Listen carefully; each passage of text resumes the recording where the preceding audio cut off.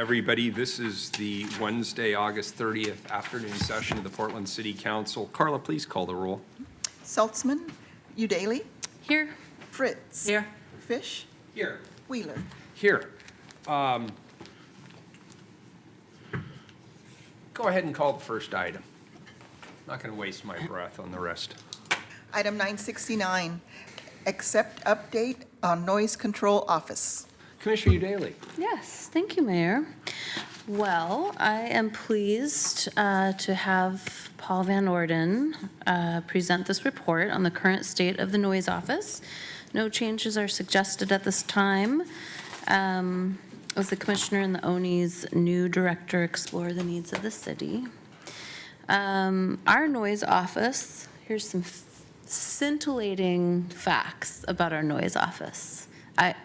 Not to make fun, I love our noise office. And thank you for wearing a bow tie today, by the way. It's the oldest comprehensive noise office in the United States, and it is our own innovative City of Portland noise office. It celebrated its 40th anniversary in 2016. I'm sorry that I wasn't here to plan that party. As a city, we need to find ways to support our noise office. With a current level of 3.5 FTE, it is one of the only enforcement programs with less staff than at its inception in 1976, when we had a whopping 4 FTE. And as we all know, noise challenges are only increasing as our city goes. So that's something we'll be looking at. I'm also seeking ways to empower our nationally recognized noise program in its efforts to innovate ways to mediate and address the growing environmental health and livability issues of urban noise pollution. After 18 or more location moves of the staff in the noise office over the last 21 years, we also need to stabilize this program's location and staffing to best serve our community and support their staff, which is another thing that we're working on, the location for the whole Bureau. And I'm going to turn it over to Paul now. Thank you very much. Yeah. Members of Portland City Council, my name is Paul Van Orden. I've had the honor of being the sworn officer as the city's noise control officer for the last 21 years here in Portland. My presentation today is intended to be an update. We don't have any specific proposals for code changes or additional staff at this time. It is meant to just update council on the state of affairs of the noise office and where we might be headed in the coming years. I want to start off by offering a quick overview, or not necessarily quick, but an overview of a few of the most important focus areas for our small program right now. Today, we use a 3-tiered priority approach for our cases. Priority 1 is obviously the highest priority, and these are cases that impact the largest number of citizens. Priority 2 are moderate concerns that we may be able to get to or may not be able to get to, and priority 3 is kind of a holding pattern for cases that have a low enough priority with our staffing levels that they wind up hopefully being addressed in the off season in the winter, but often wind up in more of a hold pattern. This summer, we have gotten to a point where we are primarily responding to just the priority one. We are responding to just the priority 1 cases almost exclusively and not getting to many of the priority 2 cases. Priority 1 cases are cases that both have a bigger impact in the community, but also have solvability factors that mean we can be more effective with the movement of the case towards resolution. A few examples of priority 1 cases for our office are noise cases disturbing 3 or more households, noise disturbances past 10 p.m. and before 7 a.m., construction work specifically after 10 p.m. and before 7 a.m., and mechanical equipment cases that can be easily documented by staff so that we can move forward with resolution. I will talk later about priority 2 and 3 cases in my update. This summer, with support from our interim director, Dave Austin, we've explored using informal problem-solving approaches whenever possible to move more cases to resolution when we have the cooperation of the noisemaker and the complainant. In my presentation today, I'm going to highlight a few examples of how that's been helpful to move back towards a process of informal problem resolution and not always moving to formal cases and enforcement types of approaches. On the topic of noise variances, which I'll be talking about today, we process approximately 650 noise variances in the city annually. This is a more than 4-fold increase from when I started back in 1996. Variances give us an opportunity to temporarily change code and allow cultural events and construction work to occur in the city. Variances are a unique way for our office to get ahead of noise issues and to work to place limitations on a given project and to require notification to the community. Our rapport with the cultural movers and shakers and the folks in the building trade that are focusing on capital projects and infrastructure improvements are vital to the livability of the city. Variances, according to our first noise control officer, Dr. Paul Herman, are a vital way to educate noisemakers about ways they can be respectful to our community.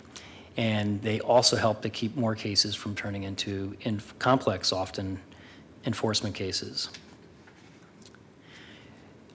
I want to just mention that under the past leadership of Commissioner Fritz's office, we've been focusing on taking basic noise permits off the plate and basic noise permits in parks off the plate and moving those to assistance with the Parks Bureau. And so that's helping to take a body of work off the plate of the noise office.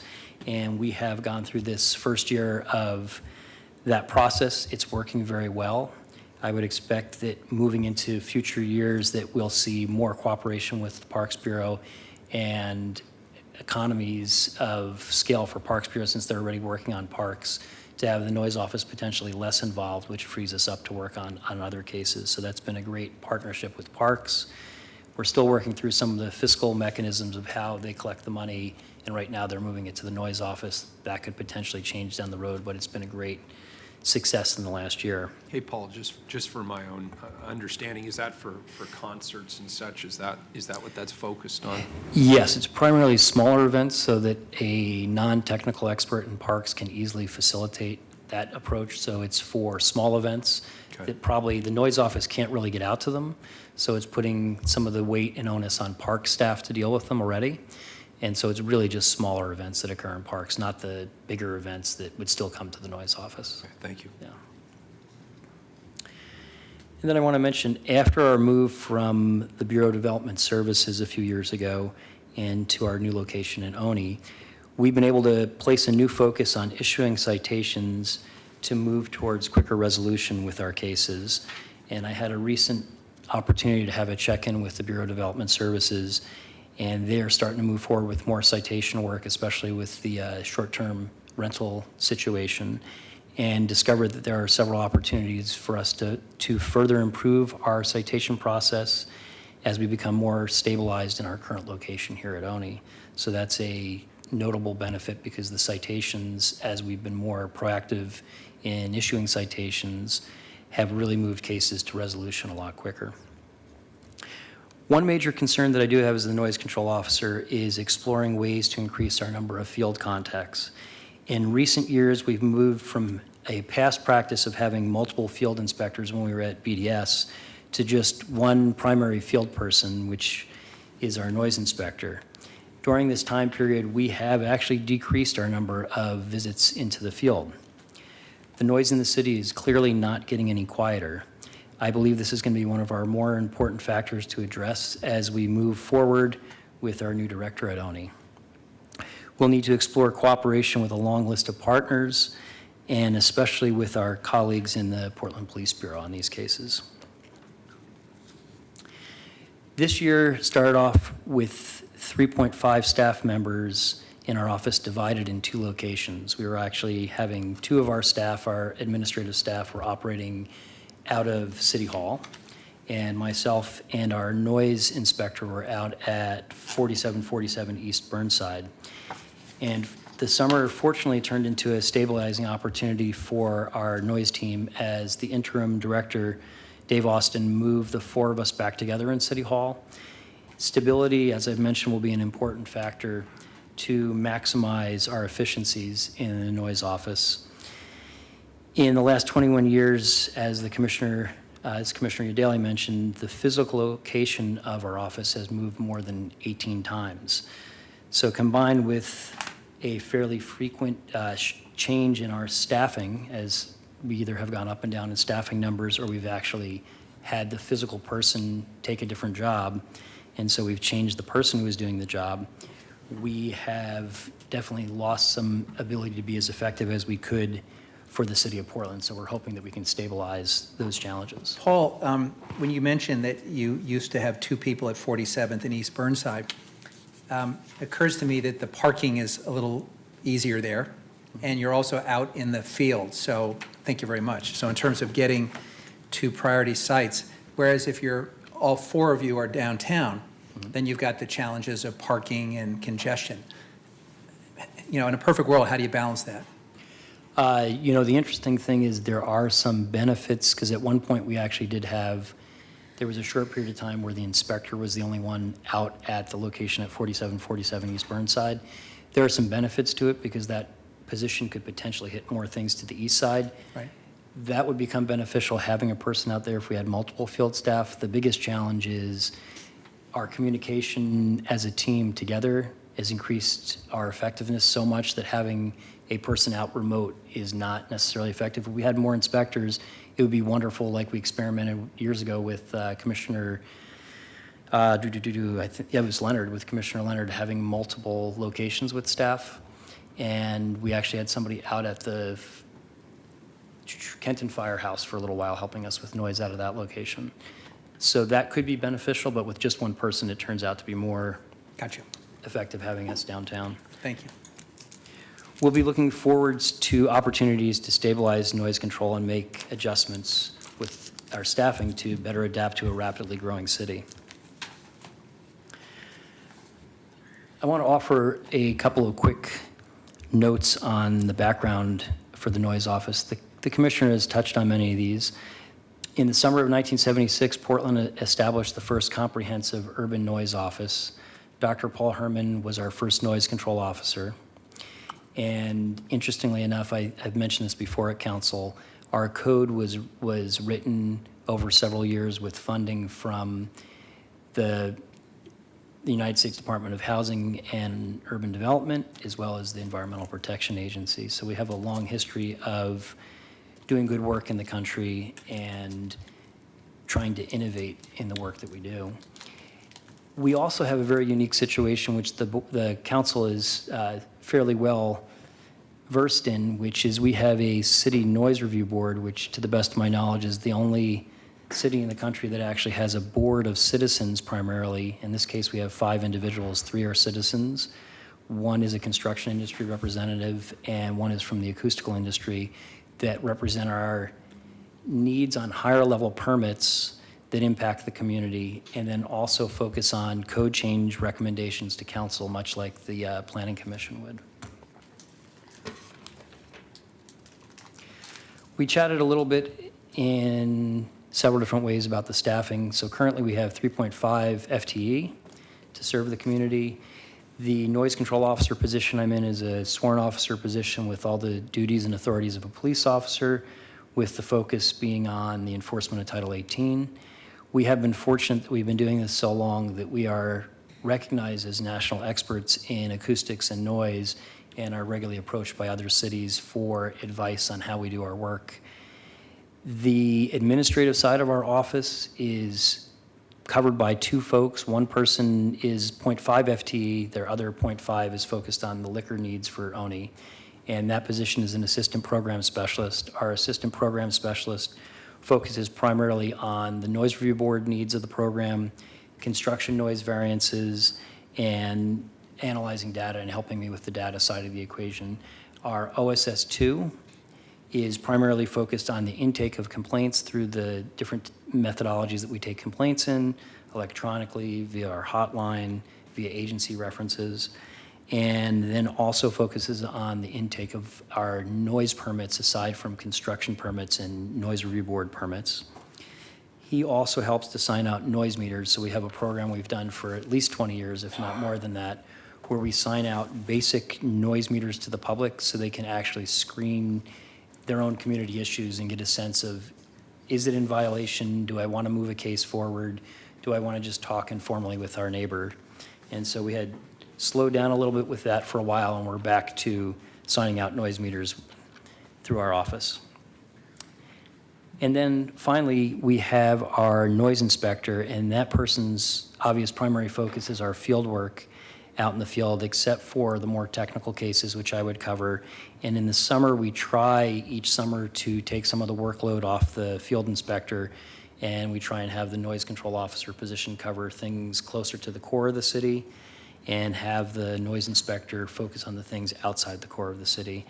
That person is also in many meetings with stakeholders to try and resolve complaints, and sits in on a number of different meetings with the city, with our city partners, such as with our liquor licensing process. So we've chatted about three primary components of the noise office, so just to go back through them real quick, we have the variances, which are a primary component for the noise office. We have the complaint response, and we have the city's noise review board. And so I'm going to talk a little bit about all of those. So as a general overview of noise variances in the city, we have our minor permits, which I started to mention, which are block parties, weddings, small grand openings for businesses, community events, and those are usually things that have 100, 150 people, and generally don't have a very big impact on the community. And so those events occur both in parks and outside parks. The concept I was mentioning earlier, the minor permits that occur in parks are the ones that we see a potential for moving those more to the Parks Bureau's control and oversight. The high-impact community cultural and entertainment events are events that we would expect at least 250 people to attend, and that would raise the decibel level in the community by 15 decibels or more. And so from a layperson's perspective, anytime you increase the decibel level by 10 decibels or more, you're doubling the experience of the sound. So you would expect that these are events that would at least have a big enough impact on the community that they are clearly noticed by the community and have an impact that we need to put more time into reviewing their event, the duration, the location, how they're set up.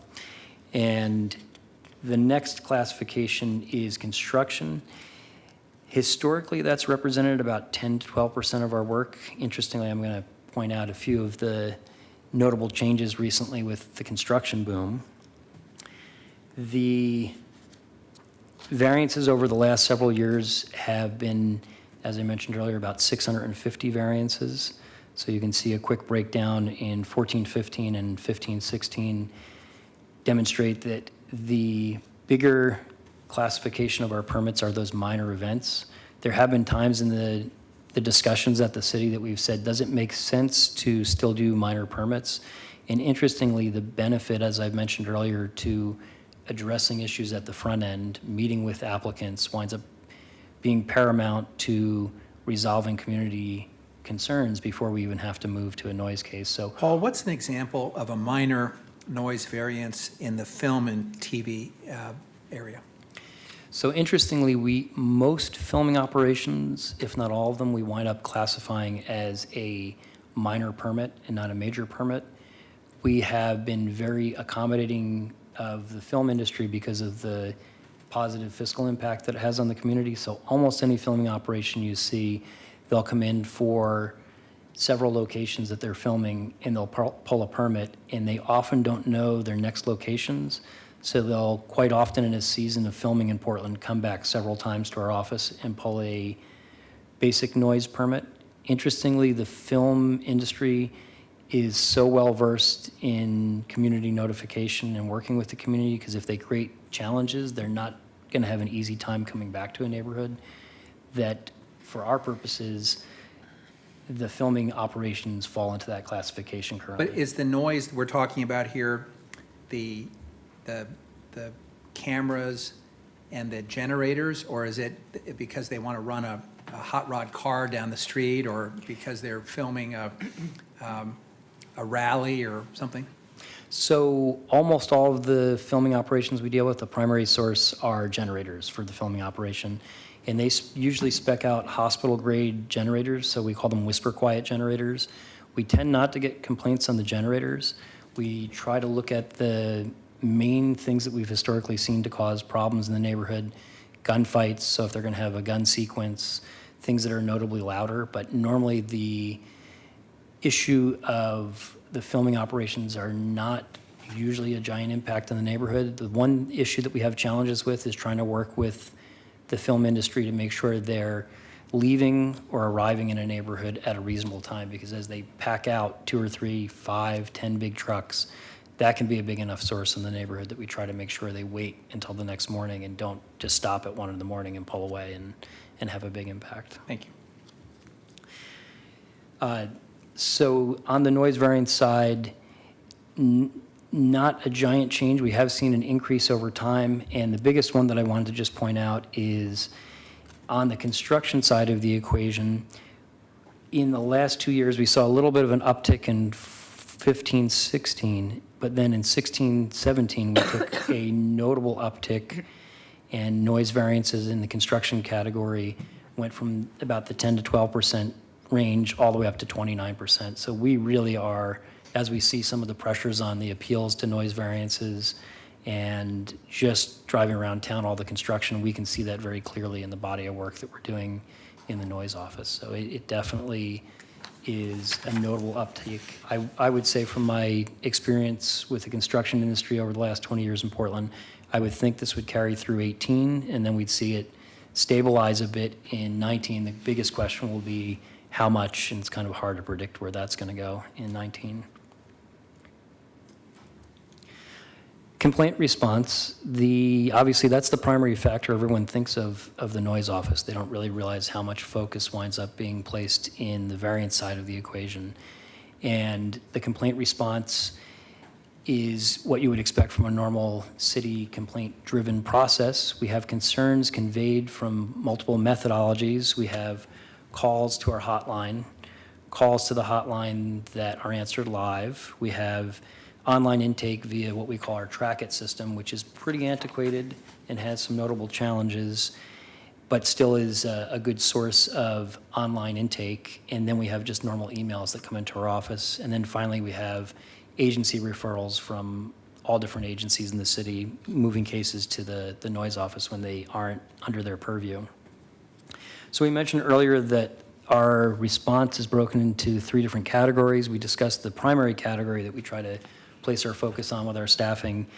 The other 2 categories, priority 2 cases, are cases like construction on a Sunday or construction up to 10 p.m. and not after 10 p.m. when it's waking up neighbors. So we still try to address those, but it's not as high a priority as cases where they're waking someone up. Complaints regarding industrial and commercial operations that are not mechanical equipment. So we get a lot of really unique delivery cases that are difficult to resolve because there's not a stationary piece of equipment. And so those would fall into a priority 2 because of the time that it would take to resolve those. Cases that would normally be a priority 3, but citizens have taken time to document those with what we call a citizen complaint log, which is a legal affidavit of statements of facts. Those would move up to a priority 2 when the community is doing community policing and helping to get us information so we can move their case forward. Leaf blowers that are operated outside the legal hours in the code, we would try to address as a priority 2 case, meaning someone's operating it in the middle of the night and waking neighbors up in a zone of the city when they're not supposed to. And finally, band rehearsal cases with regular documented times. So we have a lot of band and stereo cases in our complaint body of work, and cases where we actually have an ability to potentially go out in the middle of the night or go out at 9, 10 o'clock at night and measure them because someone's documented it are a priority 2 for our office. And finally, just as a reference for the priority 3 cases that we deal with in the office, these are intermittent noises. Some of these are intermittent noises that have no pattern or regularity, so there's no doubt that they impact the community in a negative fashion, but actually being able to move forward with enforcement is challenged. Residential stereo cases where the cases are being called in before 10 p.m. Most of those tend to happen between 5 o'clock and 10 at night, so very difficult with our staffing situation to get out and catch them when they're happening. And the Portland Police Bureau has historically placed a focus on noise cases only after 10 p.m., so they kind of fall into a area that's nebulous in terms of getting a response from the city at this time. Leaf blowers operated during the legal hours, so if someone is unhappy that someone's leaf blowing, but it's the legal hours of the city, we're going to place a low focus on that because our first focus is to get people out of the mode of waking the community up at night. Street musicians, we used to be very responsive to street musicians, but with one noise inspector and myself as the noise control officer, it's pretty hard to get out and be effective on street musicians. Apartment to apartment noise, legally, when the sound does not carry over one property line to another, it's outside of our purview. So we would not reply to apartment to apartment noise. That would primarily be the police bureau. The same situation happens with condo to condo noise, where if it's on the same lot line, the way the noise code is written, it's written to address sound emanating from one property and being measured or impacting a neighboring property. So those issues fall into that priority 3 classification. And finally, the more interesting one is... Can I ask you a question? And you may not know the answer, and as police commissioner, I certainly know who to call to get the answer. But if it's a unit-to-unit noise complaint, is that a domestic disturbance? Where does that fall on the spectrum of potential crimes? You know, interestingly, it's such a wide range of things that a lot of times, literally, an officer could address it as just disturbing the peace. They can address the issue as, they could actually, under the police bureau's codes, they could write it as a noise citation for a noise disturbance. So there are some ways that it can be addressed, but it can be very messy. So historically, in my 20 years as the city's noise officer, it's usually fallen off the radar if it's before 10 p.m. Okay. And then finally, the issue of automotive-related noises has become a very messy one for us to be effective on because the Department of Environmental Quality and the DMV no longer test mufflers at their air emissions stations. So the way the noise code is written, a police officer or the noise control officer can write tickets against somebody who has, let's say, no muffler, or they have a Harley where they put a straight pipe on it. And then what we would do is write a ticket, and they'd have to go to the DEQ, DMV to be tested, and somebody would actually test them in an appropriate testing facility. And if they're in compliance, then they can actually get the ticket, because let's say they change the muffler, they could actually get the ticket revoked or pulled back. And if they're still in violation, then the ticket would stick and they'd have to pay the ticket. So the challenge was several years ago, the DEQ and DMV defunded that effort. And so we're in a nebulous point right now where I would imagine the Noise Review Board would look to ask council for some changes to the code to have a different way to address the situation. But right now, whether it's motor vehicles with excessive stereos, we're really not in a very good position to be effective on those issues. So as the city grows, I would definitely anticipate that we'll see those issues grow. So we do have a need for the Noise Review Board to come back to council with some ways to potentially address that and see if those are amenable to council.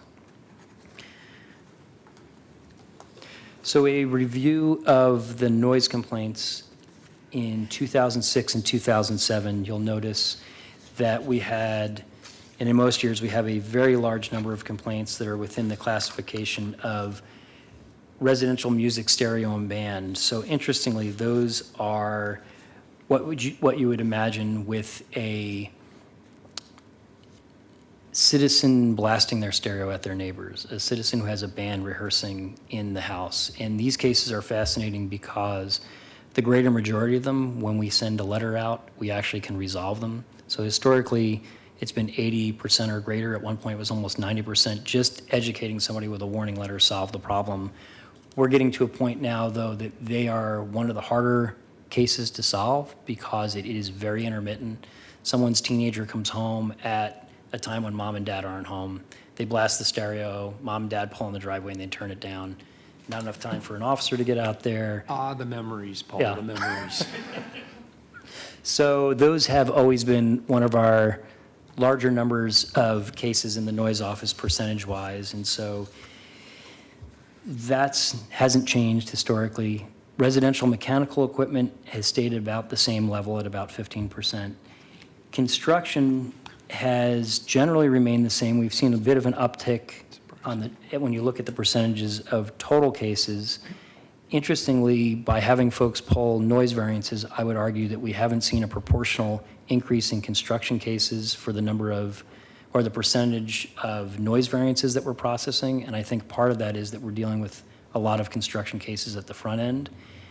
These construction cases you see are actually primarily represented by residential, single-family, and two-family type construction. A lot of the cases are small mom-and-pop operations that push the envelope until we cite them. So with all these giant projects we have happening in town, they tend to actually have somebody who's in charge that we can respond to. When we go out to a construction site, there are 4 or 5 different subcontractors just within a week that it's a little bit harder to get resolution.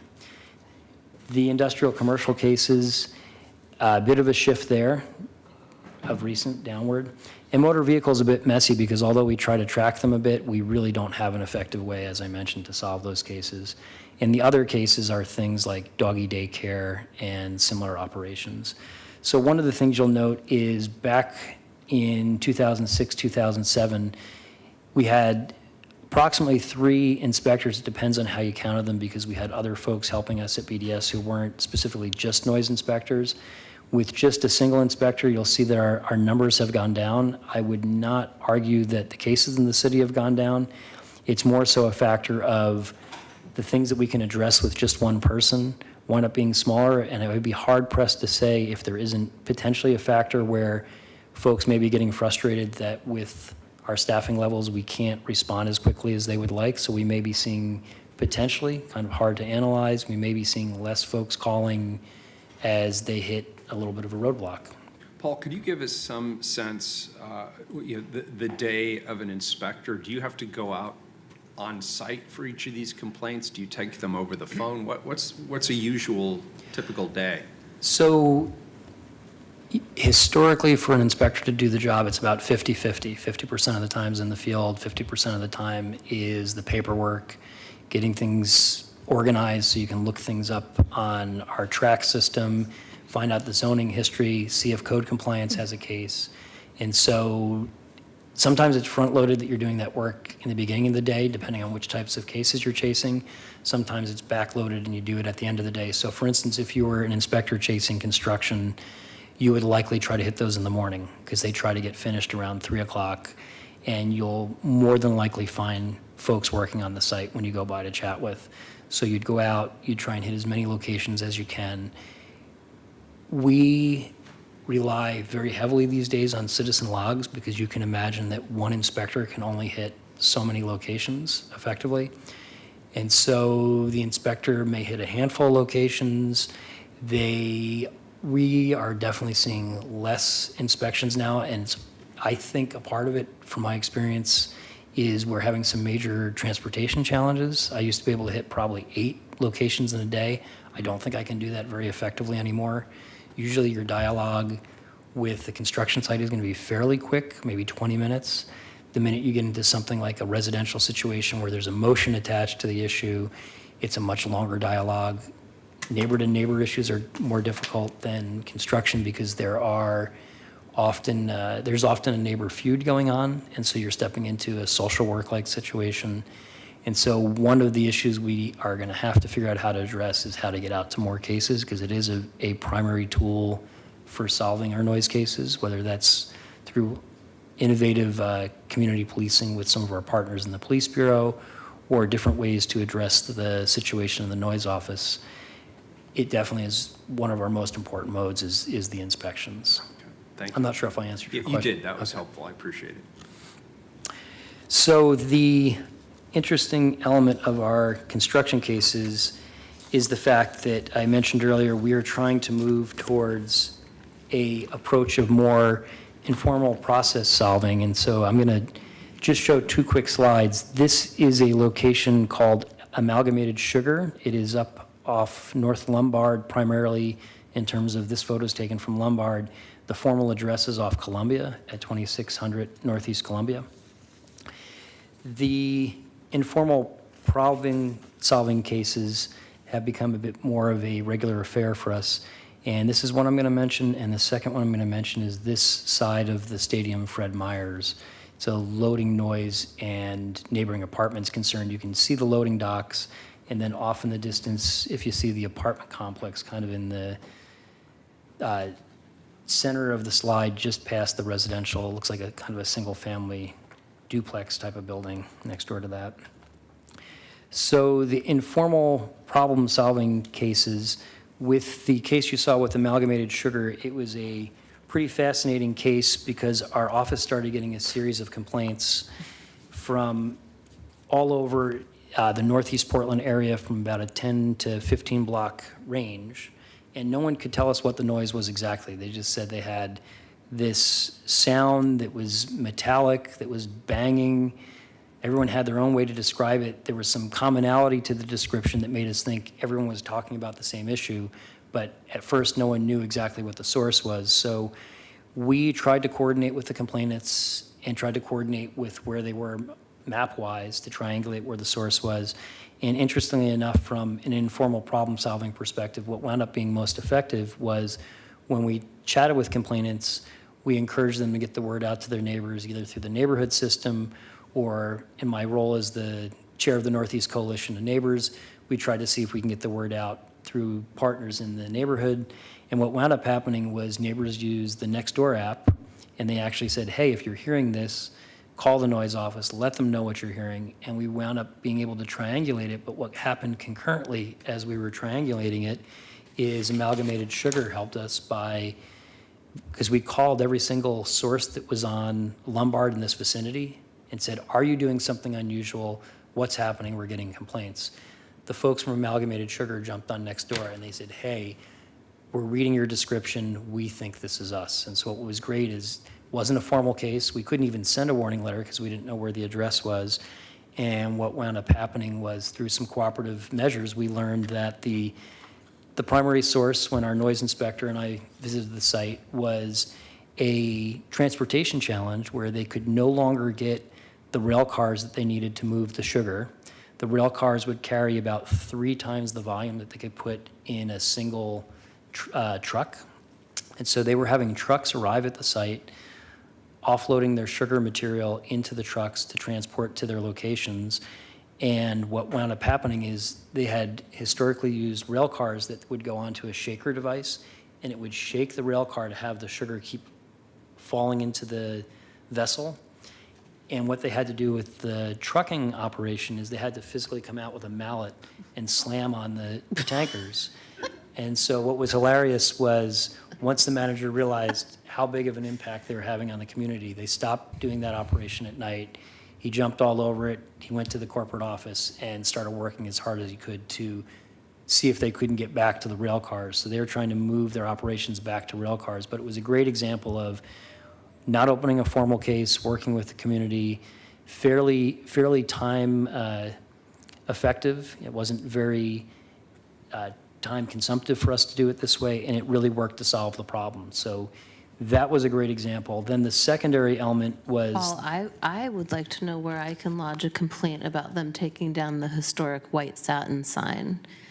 because that was one of my favorite visions, the trains, the tower, the white satin sign. So You know, I sad. can see it now that you mention it, but I forgot that that thing was down. Amalgamated sugar just doesn't roll off the tongue like white satin. Could pass that along. When I chat with them, I'll let them know. The other case that I mentioned was Fred Meyer's Stadium location. We had quite a few challenges with them as they were building out their remodel to the facility, so there were a lot of community tensions because the construction had definitely pushed the envelope. I don't recall how many citations we issued, but we definitely had to cite Fred Meyer's a few times for that particular project. So moving forwards with the newly renovated facility, there were tensions in the community. And in this particular case, because they reoriented some of their operations, there was more loading activity pushed right up against the residential element of the community. And we started getting complaints primarily from one household, but a few other neighbors had also been vocal. And we were able to, through your office, through the commissioner's office, have Fred Meyer's come in, have the neighbor come in and agree to talk through the issue and come up with an approach where the neighbor has now been calling Fred Meyer's directly and saying, hey, somebody, you know, the driver for the produce truck labeled such and such is idling too long, is impacting the neighborhood. And through an informal process, we haven't opened a case, we haven't written a good neighbor agreement. Things have been working very well. I think Fred Meyer's doesn't want us to move to enforcement because they know, fortunately, with the enforcement tools in place that we can move to enforcement. And the neighbors also realize from our dialogue with them that with one noise inspector, it'll be far more effective if you can come to a cooperative agreement rather than the city having to go down an enforcement road. So I primarily mentioned these two approaches because we may, as we re-examine where the noise office is headed for the next 20 years, find that our cultural approach as Portlanders is more amenable to an informal process while not letting go of our ability to take formal cases forward. The other element that I just wanted to mention is, let me switch over. Oh, I just wanted to mention briefly that with the informal problem-solving approach, or an approach that doesn't require the noise office to resolve cases, we have been very effective when we have violators work with the police bureau and have a report written by the police bureau. And if they forward us a citation, we'll actually write the ticket right through the noise office. So we take that body of work off the police bureau's needs and issue citations, and we have very few of those challenged. So when we write a ticket based on a police report, it means that it doesn't have to go to the DA's office. The DA's office tends to put noise cases so low that we wind up losing those cases, in my experience. We have the code hearings process that we can have the appeals flow through, and we tend to win those cases. So from an informal problem solving or programmatic improvement perspective, that has been most beneficial, and I'm hopeful as we shift and make changes to the police bureau that we can continue to improve our approach in that particular way. And so what I wanted to kind of close things out with is just a picture for council on where we're headed in the coming year or so. And so the city's noise review board, as one of their action items, has been working to address this increase that we're seeing in nighttime construction. To have it's been very informal right now, but trying to have a somewhat regular meeting with the construction industry to begin to address nighttime construction noise. So what we're just starting to get a handle on is where's the city headed with the densification of the city, with our limited ability to block roads, that we're in a position where we're likely going to have to require more work to occur at night in the city. And so having this construction work group through the Noise Review Board will enable us to be able to educate the public on where we're headed and to work with our partners so we can set realistic expectations for what they can and can't do at night. So that's one of the projects that's started off slowly in the last 6 to 9 months, and I would expect when we get into the winter, we'll be back and focused on that issue. The Noise Review Board, this is an important one, I think, for council. We'll be moving forward with addressing the idea that appeals to the Noise Review Board's decisions, I'm sorry, not the Noise Review Board's decisions, the Noise Control Officer's decisions, would be appealable to the Code Hearings Office instead of to City Council. Here, here. Yes, and for all, and I have just a note that that would be for all non-Noise Review Board related variances. The Noise Review Board related variances are big operations, and they probably make sense for the public to have an opportunity to talk to council, but I can't remember the last time one of those came to council. So I don't know that that's going to add a body of work if we were to do things that way. It tends to be the smaller projects that are getting appealed. We will be revisiting the direction that council has given the noise office on nighttime garbage truck noise. As you may recall in some of my presentations on our appeals to construction work and our discussions around pile driving noise, the city's noise review board took a hiatus from their work plan to address garbage truck noise and focused on pile driving. And so I would expect that we will see the board returning to a focus on nighttime garbage collection and bringing a report back to council on the state of affairs for garbage collection in the city at night. Paul, just a pet peeve of mine is, because I now live in Goose Hollow, it's not just the nighttime garbage truck noise, it's also the way some of these very large rigs navigate very small roadways. And I think this is one where it would behoove us to do a kind of coordinated look with PBOT and with ONI, because I think there's both a noise issue and there's a public safety issue. Okay. And what I've observed, I'm not trying to blow the whistle on anybody, is that people are very flexible about the rules of the road when they're collecting garbage. And my pet peeve is on very narrow roads where garbage trucks come downhill and just alternate on either side of the road to pick up the trash, which of course is fine, except it's completely illegal and you're blocking, you're going against the traffic. I understand from a workflow point of view why you might want to do that, but it's creating a public safety concern, pedestrian hazards, car hazards, as well as a noise issue. Okay. Copy. We will make sure that we're coordinating with PBOT on that, chatting with them. Yeah. The next item I just wanted to mention, I think most of the members of council have heard some of the perspectives of the Noise Review Board and staff that the Pearl District is in a unique situation where it's zoned EX. The challenge with that for the noise code is EX is considered a industrial classification, so it allows the highest decibel level. So I would expect that the Noise Review Board would be back to looking to address a methodology for recognizing the Pearl District as a mixed-use zone and not as an industrial zone for the purposes of permitted decibel levels. That may get addressed in the Central City Plan, but I'm not aware if there's a specific approach for that currently. So that is just something else to be aware of, because I think as we have questions raised by our community members in the Pearl District, that is something that will probably be of interest to them. And then finally, the Noise Review Board and noise staff do still plan to move, once we're out of the busy summer season, to moving forwards the Noise Review Board's suggestions on pile driving and changes to the pile driving regulations for the city. Mary is very happy to hear that. Very good. Excellent. Does that complete your report, Yes, Paul? thank you very much. Thank you. It was a thorough report. Excellent. Is there public testimony on this item? Yes, we have 7 people signed up. All right. Let's see. How are we doing time-wise? We're going to lose a quorum later, Mayor. Yeah, so could people try and get their testimony within 2 minutes, please?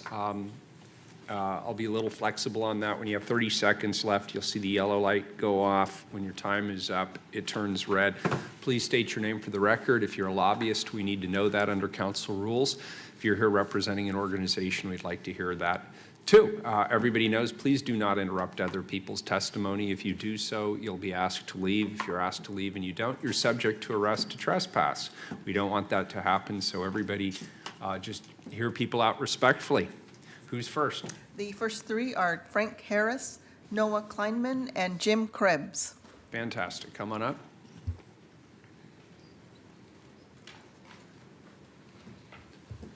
Good afternoon. Good afternoon. Thanks for being here. Thank you for having us. Mr. Mayor, council people, My name is Frank Harris. I'm the Vice President of Construction for Hoyt Street Properties in the Pearl District.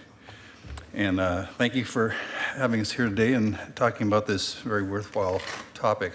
I'll limit my conversation to pile driving because that's what we have recent experience of in the Pearl with Hoyt Street. And I want to thank the city and Paul Van Orden and his staff's efforts in their excellent work working with us and our contractors to mitigate issues as they come up regarding noise on our projects.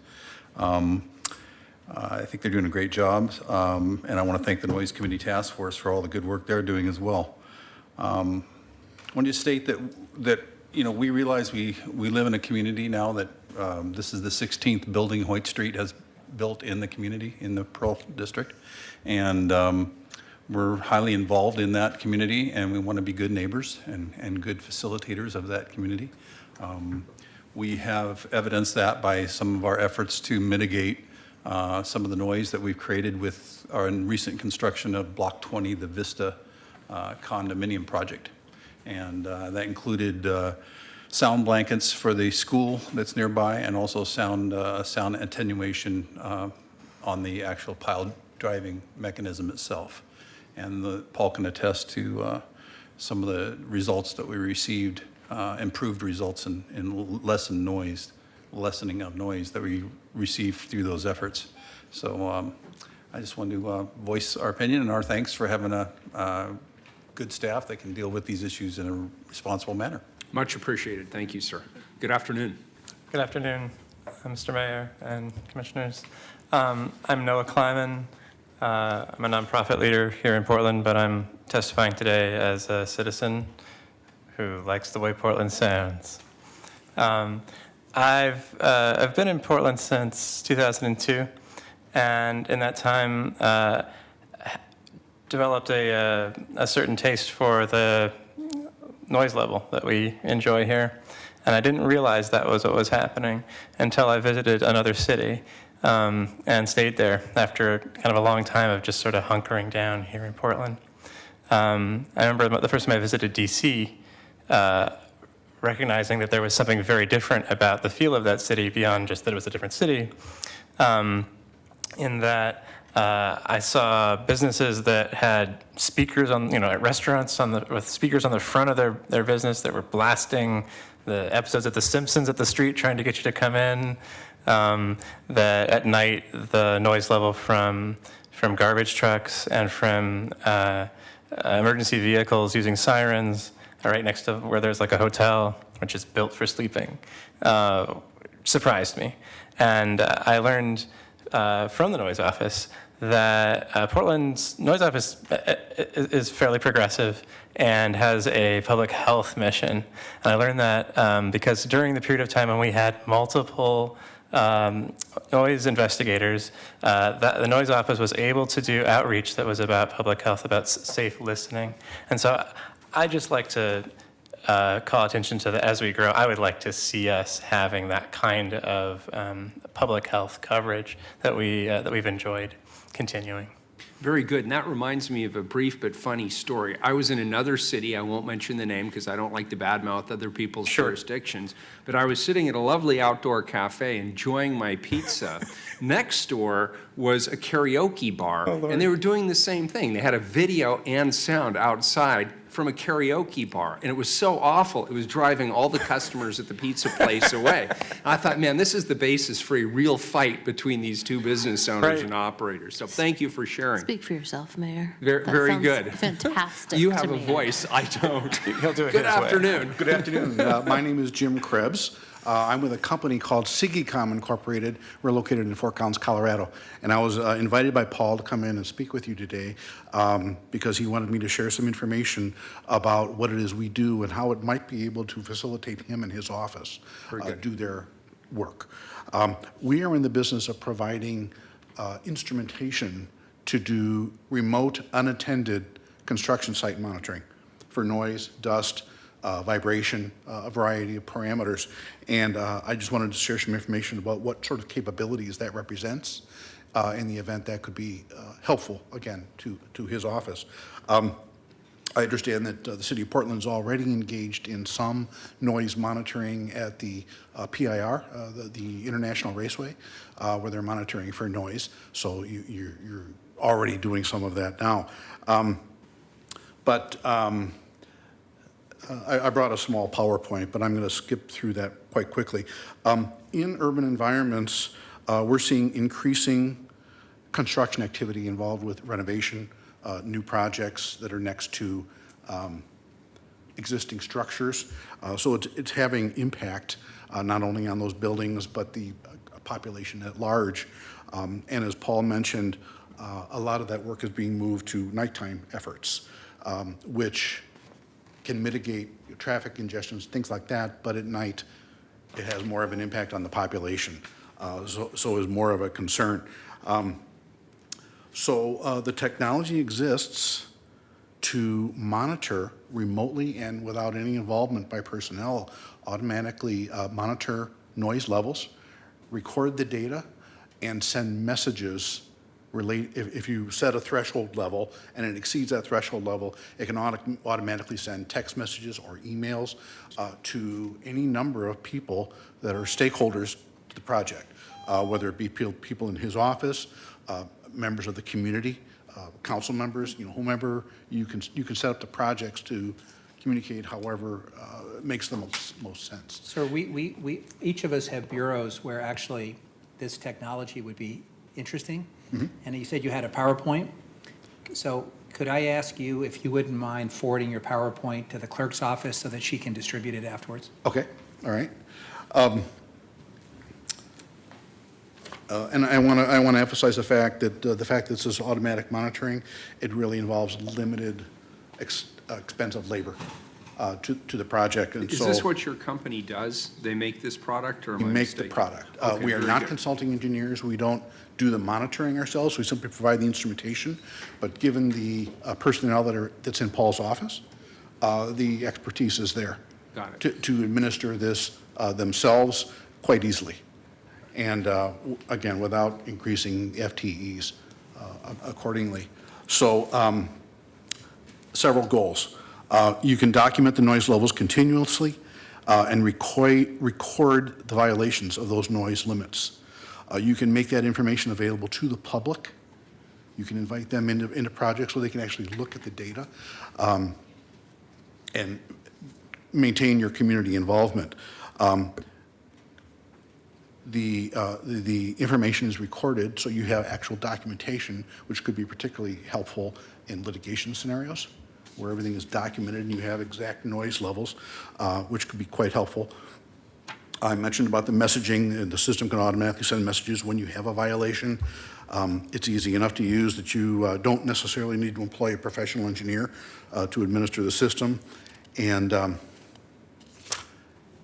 quite simply, it's also very effective that if you publicize the fact that you're doing this monitoring for construction projects to the public, it has a tendency to reduce significantly the number of nuisance calls and complaints that you actually get, because they're aware that you're proactively working on their behalf to minimize and mitigate that noise pollution. So while we commonly will work with consulting engineering firms, it's not necessary with a system like ours to employ them separately as part of the construction project. Again, the people in your noise office could easily do this. Very good. Thank you, sir. We appreciate your coming all this way. Thank you. Next three, please. Are Todd Mathias, Jim Mahar, and Melissa Stewart.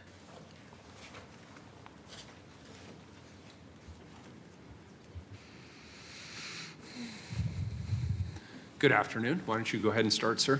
Afternoon. My name is Jim Mahar. I'm safety manager for Anderson Construction. I think I asked for probably one of the biggest noise variances this year on my project. It was like 140 days, I want to say. It's a large-scale project, and to date, we've had no complaints from the neighbors regarding noise. And a lot of that is just because of the noise department that we worked with early on the forefront, helping with our liaisoning between the neighborhoods and the neighborhood associations.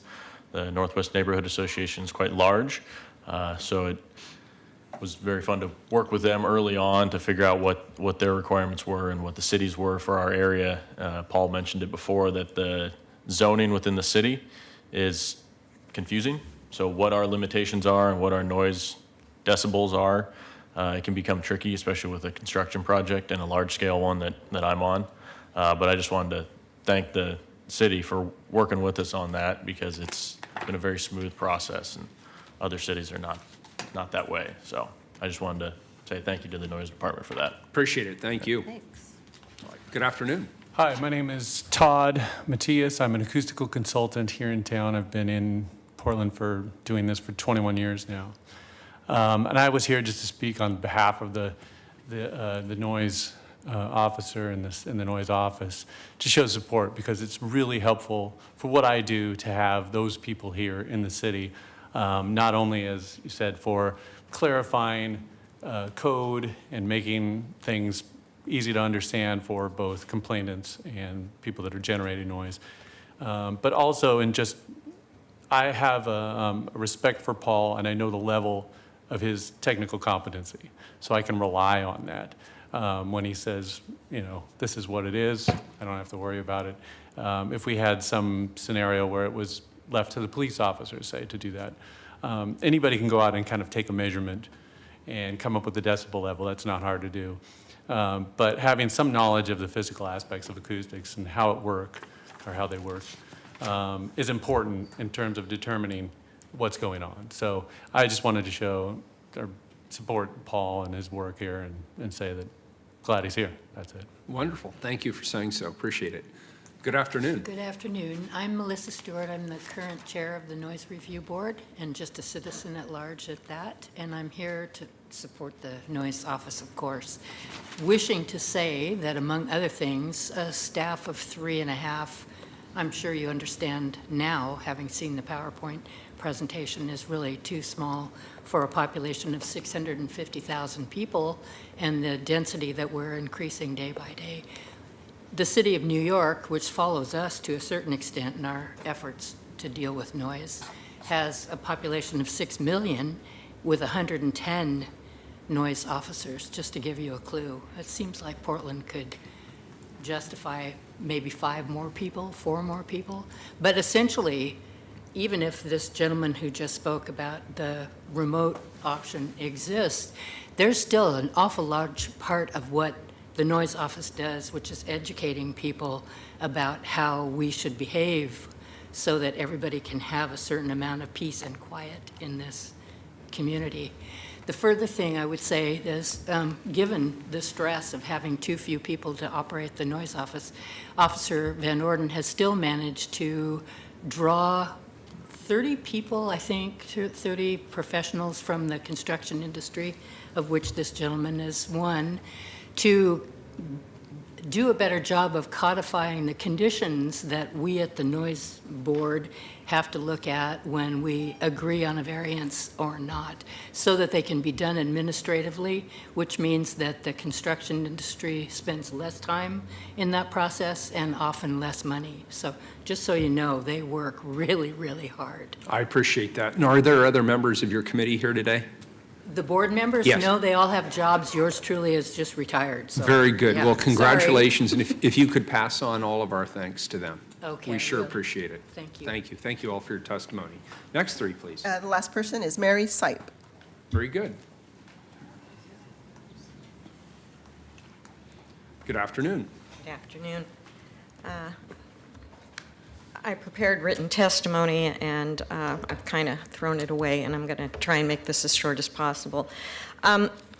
Commissioner Udaley, in June, when I gave some testimony about work I did on the noise variance fee schedule that was moving forward and then was abandoned, you made a statement that I want to repeat, and that was, you said, "I want to thank Mary Sipe for her testimony. This is something that really bothers me, and I hope we will see less and less of. And that is when citizens put in their time, energy, and expertise and have their hard work ignored and never implemented." And as you know, for the last 3 years, I've been working on this pile driving initiative. And as you also know, after, I don't know if you know these details, but after 17 meetings with stakeholders, a noise task force, many community meetings, and a great deal of research, and finally successful testing of noise mitigation devices on the Block 20 project, I was out there with Paul and and Rory Martindale from Anderson taking noise meter readings with the meter borrowed from the noise office, and it was amazing how effective that was. And as a result of all of this work, in September, the Noise Review Board voted unanimously to propose an amendment to Title 18 to remove the exemption for pile driving and require a noise variance permit, which would give the Noise Control Office the ability to require the use of noise mitigation devices. I hope you'll let me finish. Oh, yeah, go ahead, Mayor. Thanks. Commissioner Udaley, you attended that Noise Review Board meeting, and you sat with me and 25 other citizens for over 3 hours waiting to testify in that cramped, hot room, and I want to thank you for that. The proposal, as you know, was scheduled to come to City Council, or I don't know if you know, on June 21st, and David Austin made the decision to pull that back because of the other pressures. I was dismayed when I met with David, and he said to me, this is just not that important. Well, I understand this might not be as pressing, and I know you're planning to bring it forward as other city issues or that you're dealing with. It's low-hanging fruit. The work has been done, and you know what happens when you leave low-hanging fruit on a tree? It rots and falls off. And please don't let that happen to this. Your office indicated that because we don't see any pile driving in the foreseeable future, that you're going to bring this back in the fall or winter. And while we don't have any pile driving in the foreseeable future, we don't know when it's going to happen. And without this amendment, it happens without any notice, and then there won't be any ability to enforce the use of noise mitigation devices. And over 3 years, Paul and the volunteer members of the Noise Review Board have been putting their time, energy, expertise into researching this.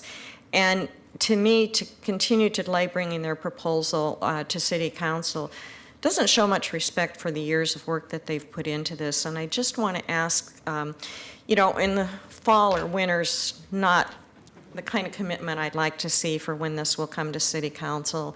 And if you could bring this forward, you know, within, say, 60 days.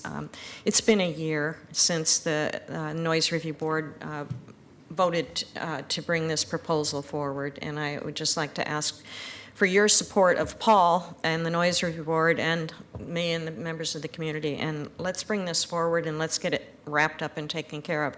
What I passed out to you is just a shot I took at what I think this proposal might look like. And I know city attorneys have to take their run at it, but I just thought I'd kind of maybe give them a little hand.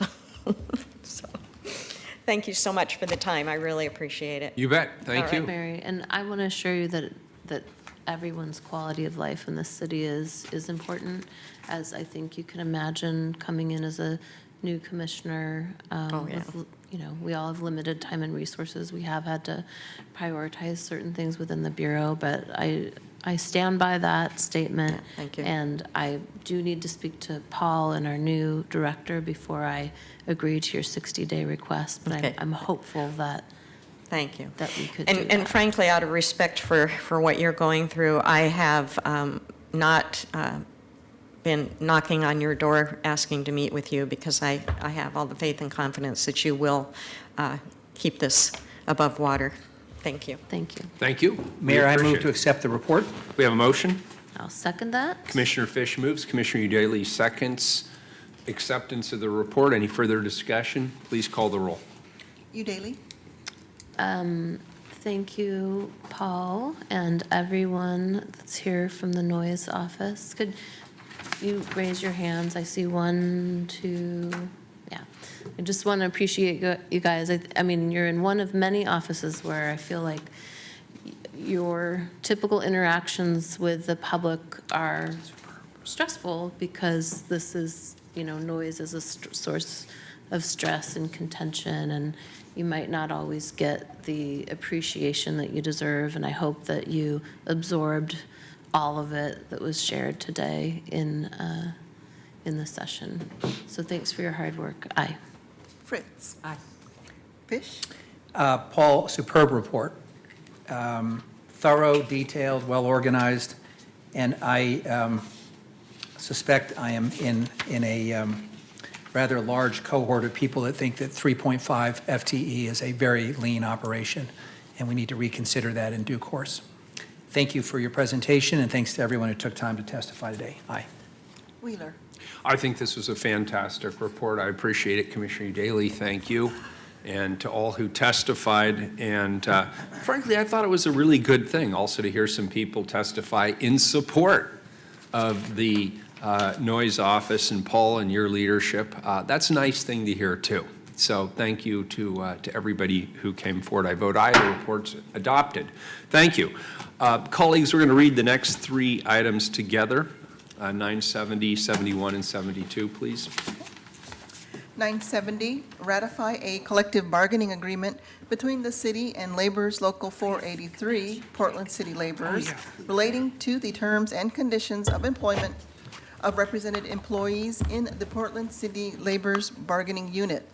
971, ratify a successor collective bargaining agreement between the city and Laborers Local 483, Recreation, relating to the terms and conditions of employment of represented employees in the Recreation Bargaining Unit. And 472, ratify a successor collective bargaining agreement between the city and professional and technical employees, Local 17, relating to the terms and conditions of employment of represented employees in the bargaining unit. Colleagues, our bargaining team has worked hard over the past year with our labor units negotiating 3 successful collective bargaining agreements. They use the city values of collective bargaining to navigate through tough issues, and because of the collaborative efforts by both the city and the union, we were able to reach successful outcomes where each contract reflects the city values of collective bargaining. And I just want to briefly review what those values were. First of all, providing a cost-effective and excellent service to the public. Second, providing a comprehensive and competitive compensation package that attracts and retains excellent employees. Third, providing affordable health care for employees and their dependents, and a health care package that emphasizes wellness, prevention, and a shared responsibility between the city and our employees. Fourth, reducing barriers to recruitment, retention, and promotion of persons of color, women, and persons with disabilities. Fifth, creating opportunities for training and advancement for employees. And sixth, supporting the city's fiscal policies by targeting our labor dollars to achieve the greatest impact. Folks, I'll turn this over to Anna Kenwit, and then Anna, you can run this show in whatever order you would like to do. All right, thank you, Mayor. Thank you. Anna Kenwit, Director of the Bureau of Human Resources. Jarrell Gaddis, our Labor Relations Manager, is here with me, as well as for the next 2 items, Farrell Richards and Tom Collette, who were the spokespeople for the city laborers contract and the recreation contract. However, before we get into the contract negotiations, we actually have 2 amendments. One impacts all 3 of the ordinances, and it is amending Section D in the Council Direct section. This amendment is put forth based on consultation that we had with the City Budget Office, that the statement, the Council directs the City Budget Office to work with the Bureau of Human Resources and any relevant bureau to determine the amount of additional resources to be added to Bureau current appropriation level targets in order to fund cost increases associated with this contract, was a more transparent and complete statement of what council is authorizing with these contracts. So that's the substitute D in each one of them? Yes, that's substitute for each one of those. And we have a second amendment as well, Mayor. Let's do them in order. Okay. I'll second the substitute for 970, 971, and 972. So Commissioner Fritz moves, Commissioner Fish seconds the substitute amendment for 970, 971, and 972. This is an emergency ordinance, so if we wait 30 seconds, look at that, perfect timing from Commissioner Udaly. We'll go ahead and keep that on the record. The next one is, please. The second one is just ordinance 970, which is the agreement between the city and Laborers Local 43, Portland City Laborers. This amendment is just to correct a typo, or actually two that are under Section C in the Council Directs section. One is the original ordinance said the contract was from 2017 to 2020. It's actually 2021, which it states that elsewhere in the ordinance. And then second, we misstated the bargaining unit as recreation. It's actually Portland City Laborers in ordinance number 970. Question. Legal counsel, those are obviously substantive amendments, so we'll take amendments, but do we need to have separate amendments for each of those revisions, or can we take a collective amendment on that? I think you can take a vote on the collective amendment, and then you vote on the separate agreements. Understood. So I'll move the second, so on this one, Mayor, I move the amendment. Second. So Commissioner Fish moves the amendment with regard to 970. Section C on 970. Commissioner Fritz seconds. We'll call the first one that we just put on the table Fritz 1. We'll call the second one that we just put on the table Fish 1. Very good. Continue. Thank you. All right, thank you. So the Portland Mayor, City. may I make a suggestion? Commissioner Fish. Because these are non-controversial, why don't we do the housekeeping now and just adopt them? Very so good. people can testify? Could you please call the roll on Fish 1? Aye. Fritz. Aye. Fish. Aye. Wheeler. Aye. The amendment's adopted. Please call the roll on Fritz 1. Udaly. Aye. Fritz. So before, the language just said that the city will pay it. This is very specific in saying how that gets calculated. I do want to explain to everybody at home and others who may not be aware that there is a cost in this fiscal year, and so the practice is that we will come in the spring budget monitoring process to request the funds that will pay for this year, and that will be worked out also with the City Budget Office. So that's how we do these things, and that's basically what this amendment says. Aye. Fish. Aye. Wheeler. Aye. The amendment's adopted. Great, thank you. So first contract I want to address is the Portland City Laborers contract. So this is our first contract with Portland City Laborers. This is a bargaining unit group represented by Laborers Local 483. They elected to withdraw from DCTU last summer. We started bargaining in the fall. Because it was a new contract, so there was a lot of work to do, and I have to say, and I'm sure our labor partners will agree, while this wasn't an easy process, we have a very successful result because both parties, while representing their interests, I think, very well, also were able to collaborate and come to agreement on items that furthered the values, as you mentioned, Mayor Wheeler. This contract, the COLA and the other monetary factors in this are retroactive to July 1 because we reached a tentative agreement July 13th. So literally not quite 2 weeks after the contract expired. This is a 4-year agreement. It also contains a 2% longevity pay for employees at the 10-year mark with their city employment, and we did that in recognition of one of the points that the union had made, is employees had not received an across-the-board wage increase for some time other than cost of living. So this was a cost-effective way for the city to recognize that and to also provide a monetary incentive for employees who otherwise with this group are topping out very early in their career in terms of the additional wages. We also agreed to a number of increases in specific classifications, again, to address some of the issues around recruitment and retention that we are experiencing those specific classifications. The other piece is an elimination of the rule of 2, which is promotional language in the contract that had required if 2 or more of the members were qualified for recruitment, then one of those members had to be appointed. And although this was not an easy issue, the union did agree with us to eliminate this language, recognizing some of the barriers it posed for us.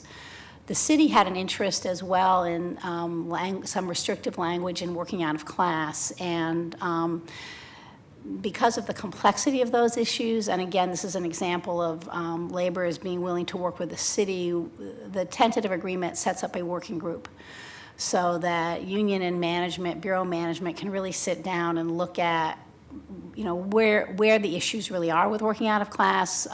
We don't always get into that level of detail when we're at the bargaining table. So we fully supported that was the approach that we would take in order to see if we can address the issues. And it's a bargaining subject.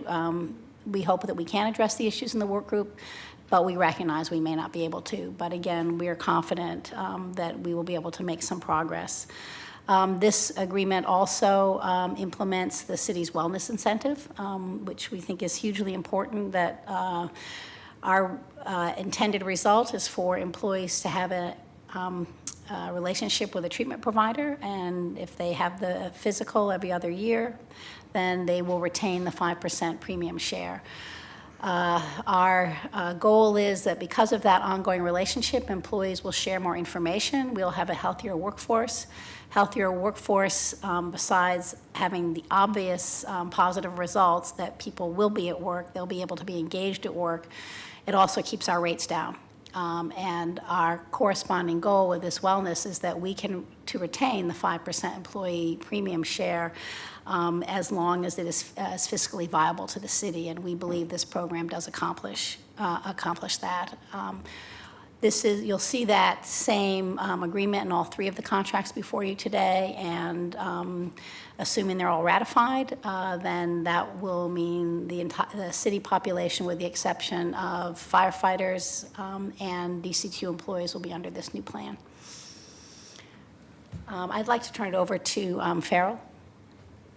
Thank you, Commissioners and Mayor. I'd like to thank you for your stewardship of the bureaus individually and also for the city as a whole. I really appreciate your work. And I'd really like to thank Director Canwit and her entire staff for the work that they did. It was a long process. It's not always, everything doesn't always go great, but we've been committed to working on stuff. And some of the things she pointed out, in particular, the rule of two, that's a really big give as far as contract language, but I think that it demonstrates our members' willingness to work on the issue of diversity and to be partners in that. And so that's a very tangible thing that our members put forward to show that we want to be partners in that, and that's important to us as well. I want to also recognize our bargaining teams, which are comprised of Tom and myself, but also two people from each of the bureaus that worked on this team. So the folks who are out there doing the work were the people bargaining the contract, and that's a very important value for us as well. So when you've got folks from Bureau of Environmental Services, wastewater treatment, where in the best of times their work is invisible to us, but it certainly is a quality of life issue.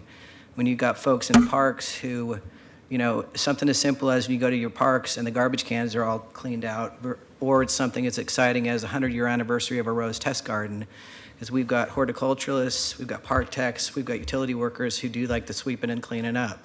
We've got carpenters who do highly skilled work when something needs to be done on the Pittock Mansion. They're in there recreating that period work. So we've got all kind of folks, and then we've got folks at transportation. When you talk about the Vision Zero program, they're the ones who are paving the streets, putting in the markings for the vehicles and the bikes, and helping us all stay safer. So the Portland City Laborers Contract really sort of covers the whole city, the skeleton of the city, if you will, but really, I think, with our people, the heart of the city as well. And the fact that some of this, the longevity in particular, recognizes people and says, you put your career taking care of the city of Portland, we're going to move a little closer to taking care of you and helping your quality of life. We recognize that. We appreciate that. We're, of course, going to always be pushing for more for our folks and to get them better lives, better benefits, better wages. But I feel like, we're working in a spirit of partnership, and I look forward to continuing that in the future.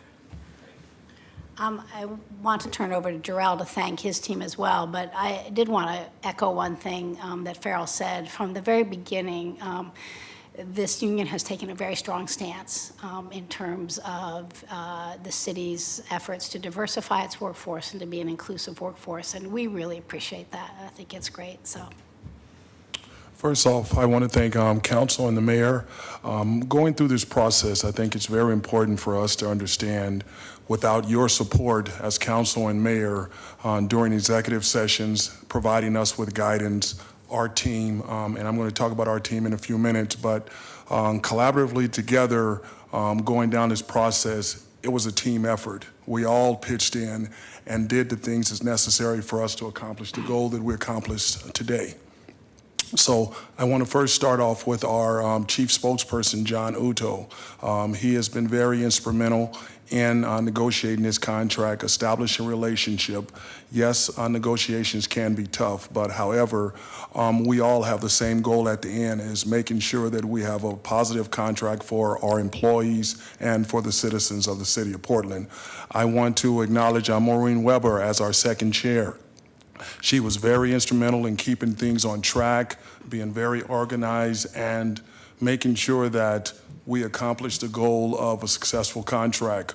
With that said, we have our note taker, Marquise Fudge. He has been very instrumental in making sure that our notes are concise, complete. It's able for us to go back when there's errors. We figure things out. So collectively, from a labor relations standpoint, it's a positive result, and I want to acknowledge that. Questions? All right. So do you want us to go on each one or vote separately? Okay, okay. So Tom and Farrell are going to hang out for this one too, because the second tentative agreement before you to ratify today is our agreement with the Recreation Bargaining Unit, also represented by Laborers Local 483. This has been a long process, not necessarily because of the bargaining, but of course, part of the bargaining included representation of a number of previously unrepresented seasonal, non-represented seasonal employees.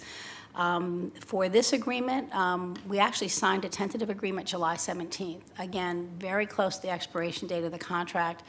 And I think, again, was emblematic of the work that both sides were able to do. And this was very complicated because these members don't think they even came into the unit until we were partway through bargaining, right? March or something like that? Yeah, so, so a lot of work was done. So that was number one, is adding those members to the contract. We have some recruitment incentives in this contract as well. As I mentioned, the same city wellness incentive over as part of our insurance program. But I think most important, and this was most important to council as well, is moving the minimum wage. So for our seasonal recreation employees, this contract does establish a move to $15 an hour by 2020. But we will be still moving quicker than the Portland minimum wage will be. July 1, our minimum wage will be $12 an hour versus $11.25 for the Portland area minimum wage. We then move to $12.80 in year 2 versus $12 on the Portland area, $13.33 versus $12.50, and then $15 an hour versus what would be $13.25 an hour at that time. So this was, of course, a goal for everyone, and I think it's great we were able to accomplish that. There are also additional wage increases in the contract to address some compression issues from the rec coordinators and some other rec leaders. Tom Collette, Laborers Local 483. Thank you, Mayor, Commissioners. Yeah, I mean, I would start by highlighting what a large step forward this is going to be for our recreation workforce. This is a group of people that have been dealing with poverty wages for years and years. And this step forward that we see in this contract is huge. We obviously know Portland is a city that is not going to be getting any cheaper. So we know in the future we're going to have to continue to work on this issue. This isn't, a one and done by any means, but this is one of the biggest steps forward that I've seen in my time here at Laborers and with the city, and that needs to be recognized. Also want to recognize the great efforts of the recreation bargaining team. I believe we had 9 people on that team. Some of those people are low-wage workers, and so that means, spending time away from that second or third job that oftentimes people need in order to do the research and come to the table. And this team came to the table very well prepared. Folks did a lot of research looking at how their jobs looked in other municipalities and other states. We had very substantive discussions at the bargaining table because of the preparation of the workers. And ultimately, I think the success of this bargaining was because of the work of those workers on our team, and I just would like to highlight that, first before anything else. There's another component too that I think is really important in looking at this contract, which is pay equity. For our recreation coordinator 1s and 2s, those are groups that have a larger number of women and people of color in them than in, if you compare them against other city bureaus. And the level of education is high and the level of responsibility is high, but the level of pay for a long time has been below that of others. We've got adjustments in this contract to remedy that. And that's kind of the first time I've seen in a bargaining environment an opportunity to talk about pay equity, and from the union standpoint, from the bargaining perspective, to be able to make those steps forward. I know we had a really important bill go through the Oregon House earlier this year, but it's also nice to see through collective bargaining we can also make those gains for our members. And that's something I would really like to highlight. Obviously, just like with the low-wage work, this is a great step forward. It doesn't fix the problem, but it's something we want to highlight, and we hope the city will continue to honor issues like that in collective bargaining in the future. So it's not just about the marketplace, but it's also a pay equity. It's about fairness, about having that opportunity to talk about how city workers are paid in regards to their gender or race. And then, let's see, is there anything more we want to say? Oh, I think just generally, and this extends to the PCL contract as well as rec, the major issues we were talking about at the table were housing. They were cost of living. When we talk about those issues for Portlanders in general, it's also true of the city workforce. And we've seen, in our time, people moving out of the city and having trouble maintaining their residences here. And just highlighting that issue, is something we think that will continue in the future. We've made some great steps in both contracts in the direction of being able to help city workers afford to live in the city they're in. But I think that's an ongoing conversation, and one that I want to highlight, because I think often when we think about housing, we don't think about the city's workforce as being affected by those factors, right? It tends to be something for the outside community. And we just want to make sure that our workers are considered when we're thinking about housing, when we're thinking about cost of living. Jarrell? I don't have nothing to say.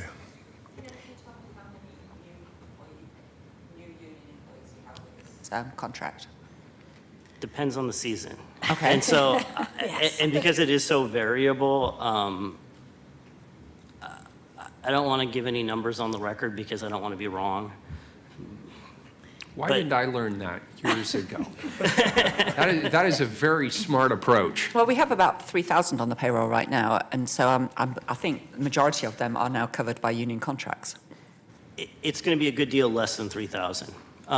Because the instructors, and there are a large number of instructors across the system, aren't being brought in. And that had to do kind of with the employment relationship and what that looked like. But if you can put a big asterisk over this, I think it's somewhere on the number of 200 new workers on the really slim end to maybe 500 or 600 on the high end. That's what I would have guessed, so thank you, yes. Yeah. And it's fantastic to know that we are on the way to $15 an hour. I very much want to compliment both of you, not only for the work that you've done with the city to get to this agreement, but for understanding the issues of equity and seniority and rewarding long-term workers as well. So thank you both of you for your leadership. Has been noticed and appreciated. Thank you. Very good. Gentlemen, you can stick around for a few minutes. All right, thank you. And I do want to mention, John Uto also was the chief spokesperson for this contract as well. Very good. And Jeannie Komodo, who's one of our business partners, was second chair for that one. Well, this one, it's PT 17, our Professional Technical and Employees Union, formerly known as the City of Portland Professional Employees Association. We are going to be removing that from our lexicon. Very good and welcome. And could I just make a request? Could you guys share the 3 big mics? Yeah, that's and pretend the small one doesn't exist, because late in the night, I'm going to come in and take it and get rid of it. So I will go ahead and cover this contract. Amy Bowles and Rachel Whiteside are here representing the union. Very good, thank you. So this contract, the tentative agreement was signed August 3rd. You will note in the ordinance you saw at the time we filed this, it had not been ratified, but obviously because it's before you today, the membership did ratify the contract. So again, given how soon we were able to reach agreement with this union, the COLA increases is retroactive to July 1. This is another 4-year agreement, as were the other 2, and also includes the wellness incentive as part of our health insurance article. I think there were, I would say, maybe 3 really major issues with this particular union. One is always professional development. That has always been a very key component for this group of employees, and the city did agree to increase the current allowance of $150,000 up to $225,000. Second, like non-represented employees, this group, we have not done a comprehensive classification compensation review for a long time, since the beginning of this century. And that makes it sound even longer, but that is an accurate statement. What we agreed to in this contract is that we would do that study basically the last fiscal year 1920, and that we would bring the classification structure to council for adoption, but we agreed in terms of the compensation piece that would be bargained in the next contract. So, but this contract gets us going on the classification part, and that will be finished as part of this agreement. Second to last was increasing the planner series. That was very important to the union and to our bureaus in terms of the need to recruit and retain planners when we're having as much construction as is going on. Last, issue around vacation accruals, vacation carryover. This was something that was very, very important to this bargaining group. I did tell them that it was not something that I was willing to negotiate changes to for one union, because all of our unions, all of our employees, with the exception of the BOAC employees and firefighters who are not on a 40-hour work group, they accrue vacation at the same rate. And so what we did agree to, and I really appreciated the PT 17 going in this direction, we agreed to establish a work group citywide to the extent we get participation, but we will do that work group and we'll look at this issue separately and have a citywide recommendation. So with that, I want to turn it over to Amy, Rachel, both of you. Thank you. Good afternoon. Thank you, commissioners, and thank you, Mayor. It's my pleasure to be here this afternoon. For the record, my name is Amy Bowles, B-O-W-L-E-S, and I'm a union representative at PT Local 17. It's an honor to be here today addressing you all for a couple of different reasons, namely the contract, and that we do have a vote by our members to propose it to City Council for ratification. But also, I am phasing out of my representation at the City of Portland and wanted to take this very public opportunity to thank you all for the working relationship that we've had over the last 4 years, and Commissioner Udaley just over this last year. It's been an honor to work with all of you. And Rachel Whiteside will be taking my place, so she's also at the table today. So again, I just want to thank you all for your support and commitment to the employees and the members and the professional and technical employees, Local 17, and your commitment to the work that they do for the City of Portland.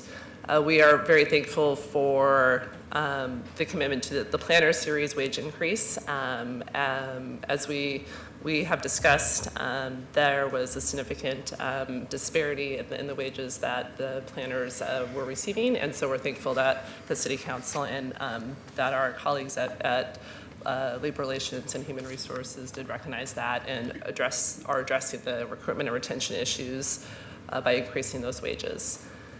In addition, we are also thankful for Council's and HR's continued commitment to the Professional Development Fund by increasing the amount, $75,000, that will allow even more of our members to be able to access that benefit.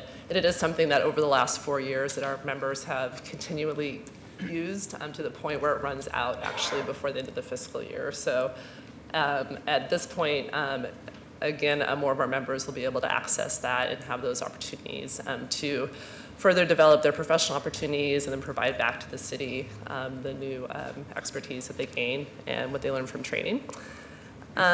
We also, as Anna mentioned, are looking forward to the classification compensation study because it has been a while since that's been completed. So we're thankful for City Council's financial commitment to that and look forward to that process and partnering with HR throughout that process.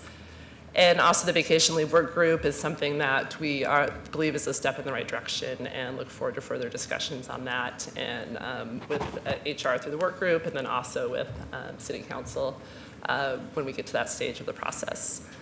So at this point, I'll turn it over to Rachel.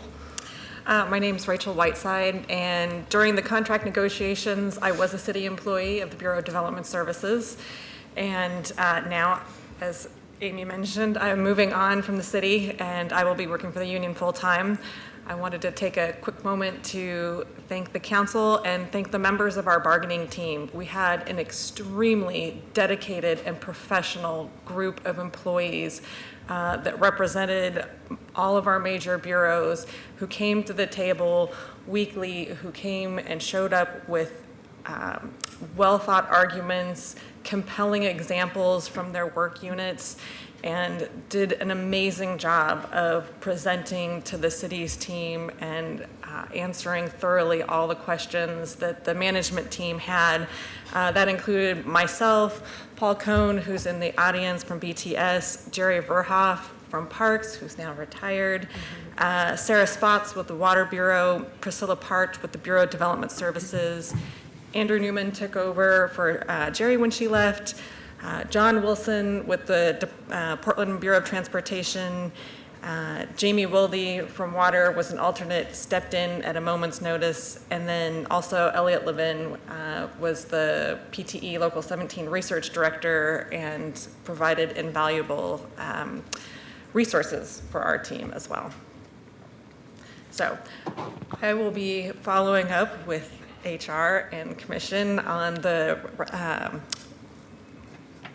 the leave work group. I can't remember the exact name we came up with, but I look forward to following up. It was a primary concern of our members. We heard that both before bargaining got started and multiple times throughout bargaining. It's imperative for our members and all city employees to have an appropriate work-life balance. It's important for quality of life of city employees. So I look forward to working with HR on that. Thank you. So last, because Jarrell probably won't toot his own horn, Jarrell Gaddis was also instrumental in bargaining this contract along with Patrick Ward, but he did a really wonderful job. So I want to thank him and the rest of the team for their work on this. So thank you.